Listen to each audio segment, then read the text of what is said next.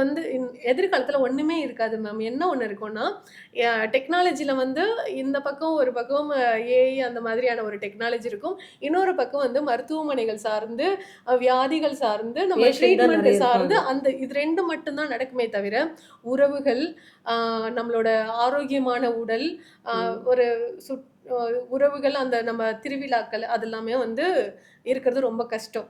இன்னைக்கு ம். ஆனா நம்ம வந்து பழமைய வந்து இன்னொரு விஷயம் எனக்கு ஒரு ஆதங்கம் என்னன்னா, இந்த கடவுள் மறுப்பாளர்கள் அது அது அவங்களோட தனிப்பட்ட விஷயம். ஆனா, அத மக்கள்கிட்ட நீங்க குடுக்கும்போது என்ன ஆகும் அப்டின்னா, நீங்க ஒரு விஷயத்த ஒரு நம்மளோட கலாச்சாரம்னா என்ன மேம்? ம். நம்மளோட திருவிழாக்கள், தொன்று தொட்டு இருந்து தோன்றதுல வருகின்ற இருக்கிற பழக்கம். ம். வழிபாட்டு முறைகள். ம். ஒரு வழிபாட்டு முறை நம்மளோட அது வந்து நம்மளோட வாழ்வியல் அது.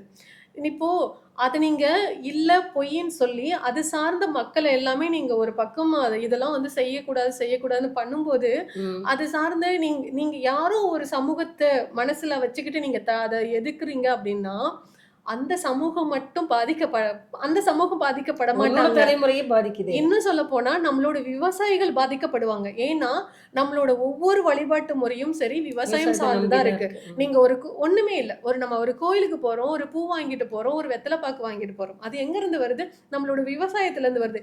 இத மாரி யாருமே பாக்காம, யாரோ ஒருத்தவங்க அதான் சொல்றேனே, ஒரு விஷயத்துல வந்து ஒரு தவறு இருக்கு அப்டின்னா, அந்த தவற எப்படி சரி பண்ணணும்னு தெரியாம, ஒட்டுமொத்தமா அதையே அழிச்சிரணும்னு நெனைக்கிறோம்ல. அப்ப அந்த இடத்துல வந்து எங்க அடிபடும் அப்டின்னா, நம்ம விவசாயிகள் ரொம்ப அடிபடுவாங்க.